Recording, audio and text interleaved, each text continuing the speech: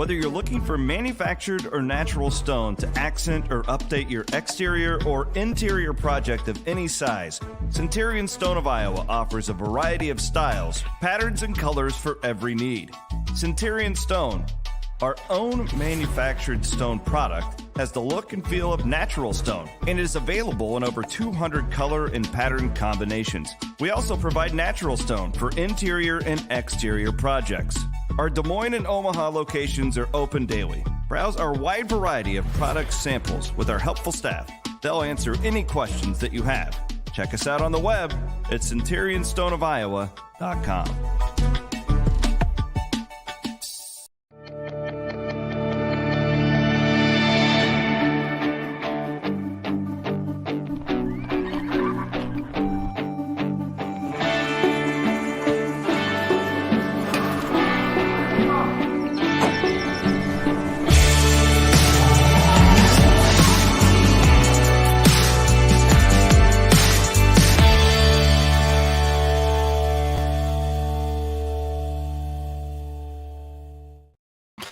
Hello, welcome to Post Game Reaction Podcast here on the Cyclone Fanatic Podcast Network. If that's where you're listening, if you're watching live on Twitter or potentially on Facebook or YouTube, we welcome you all. We thank our presenting sponsors, which is Carl Auto Group and my friends at Centurion Stone of Iowa.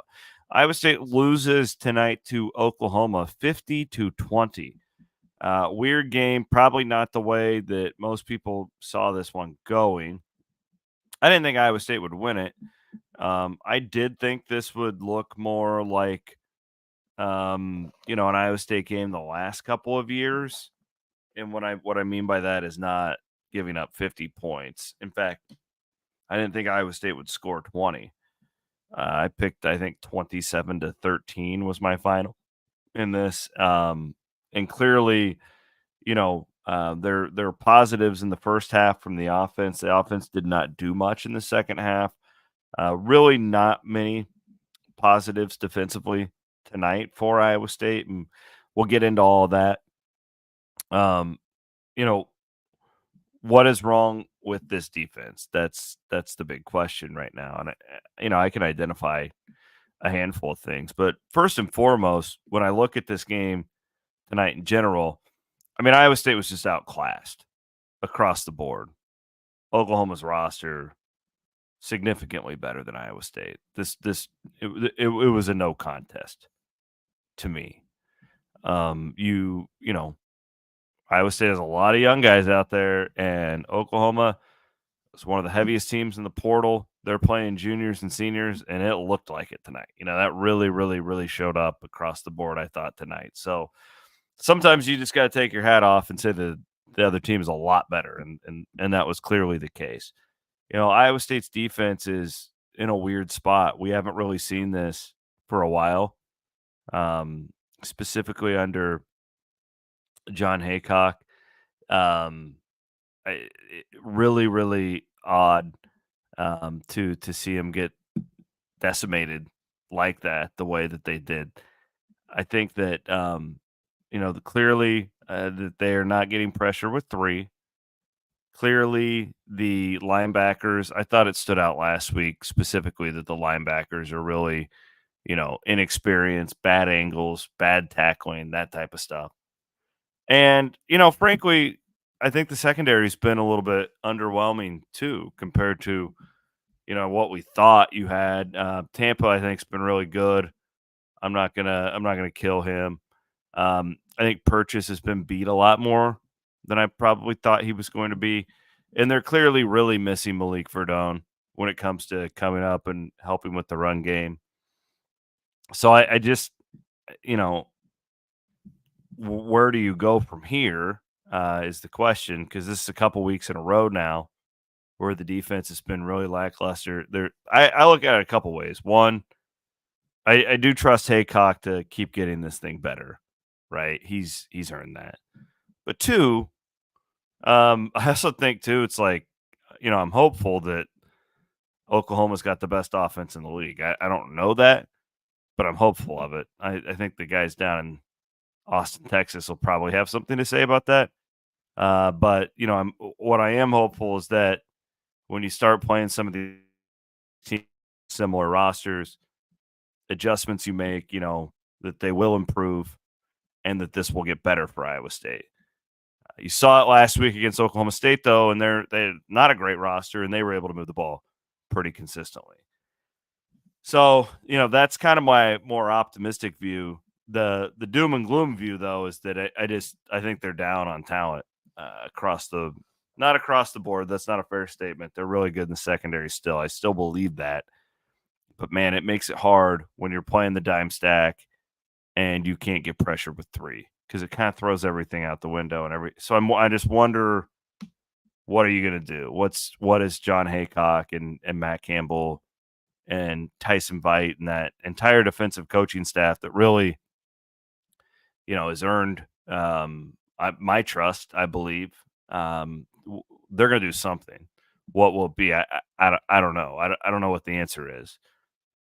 And it's kind of hard to come on here and give an answer, when you give up 14 yards per completion. Not terrible against the run tonight, 3.8, but it really didn't matter. And I felt like, Brent Venables was showing some mercy there too. I didn't think that they were really trying to score much in that fourth quarter specifically. Okay, we'll get to the offense now. Like specifically, I was really enthusiastic about the offense in the first half. I know that, the pick six obviously was killer. You had the punt block, which was killer. But there were a lot of good things to like about Iowa State's offense. I think with this offense, I mean, we kind of look at it now and you go, well, they're not going to be complete shit the rest of the year, which 2 weeks ago we didn't necessarily know that. So they've really, really improved. Little disappointed, though, that really you got nothing in the second half. But then, the game was just totally different.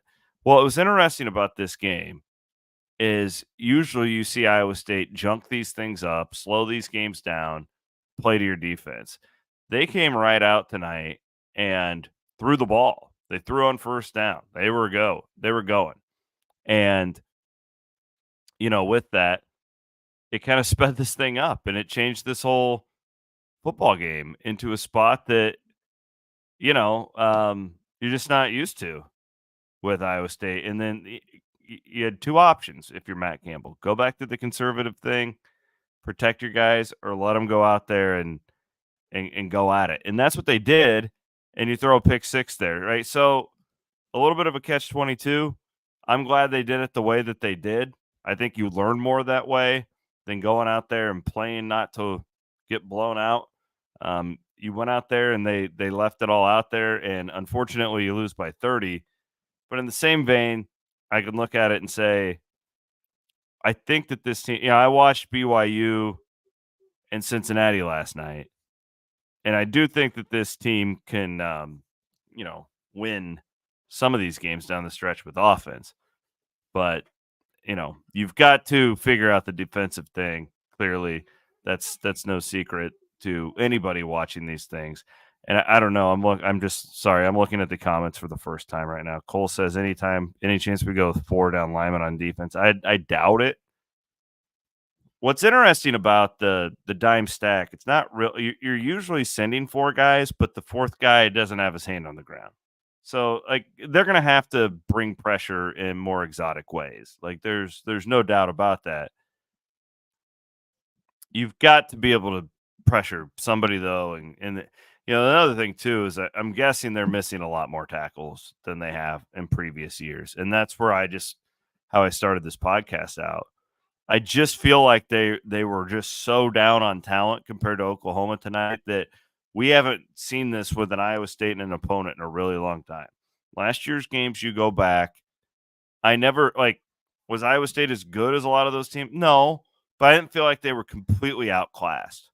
Maybe TCU at the end of the year, but I felt like that was a little bit of a throwaway game. Not much to play for.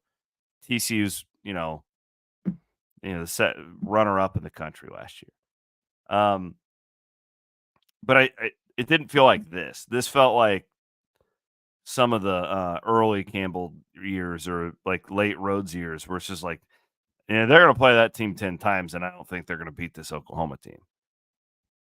So I'm hopeful that Oklahoma is higher.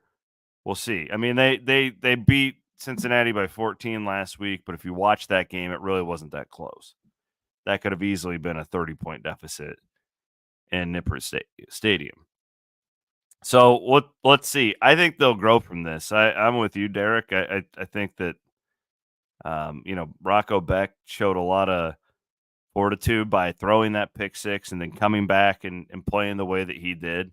That was super impressive. I'm not. I didn't think they'd win tonight.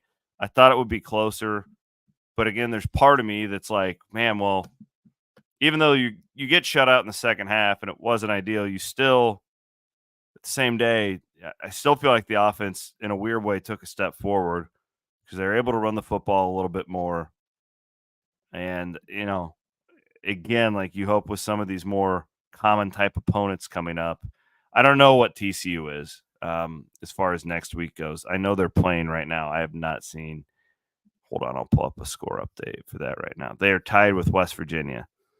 So, I mean, if that's any indication, Iowa State will be right in that. They should be in that game next week.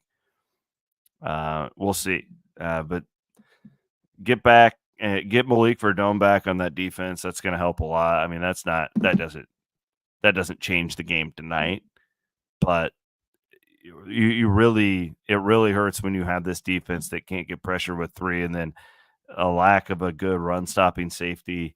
That Verdone position is really important. I want to see him back and see if they can clean this up. But John Haycock's got a lot of work to do. I mean, this is again, a spot that we haven't seen Iowa State's defense be in well over 5 years. So let's see them roll up their sleeves. We've seen the offense do it.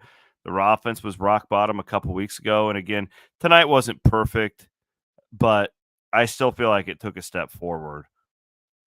Rocco Beck was under pressure. He got hit a ton. He only completes 45% of his passes, but I don't put a lot of that on him. His second interception was on him. Both of those interceptions were on him.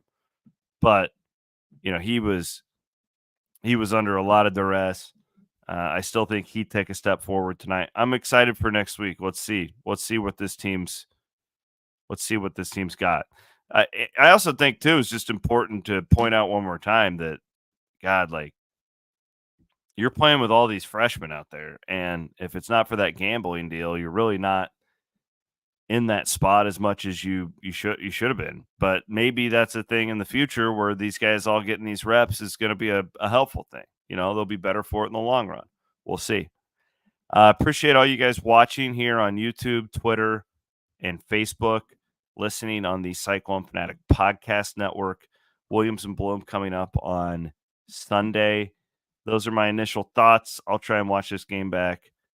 Probably watch the first half back. I don't know if I'm going to watch the second half again. It really feels like a little bit of a throwaway in that second half at least. But you got an offense that's getting better, and you got a defense that is looking for answers. I'm Chris Williams, 50-20. Oklahoma beats Iowa State tonight.